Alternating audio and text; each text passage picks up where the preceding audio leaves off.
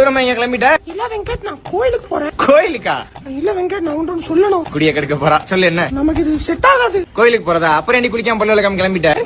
சரி சொல்லு. இந்த ரிலேஷன்ஷிப் வெங்கட் எக்ஸ்பெக்டட். சரி சொல்லு, ரீசனா புதுசா இருக்காம பாப்போம். இல்ல வெங்கட், எங்க வீட்டுல கொஞ்சம் வேற மாதிரி.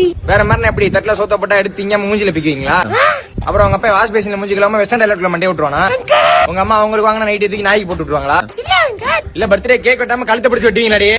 சும்மா வெங்கட். அப்புறம் என்னடி வேற மாதிரி குடும்பம்? வெங்கட், அது எப்படி சொல்றது? யோசிச்சுட்டா சொல்ல போறா. சொல்லுவாம நம்ம யோசிக்கிறா.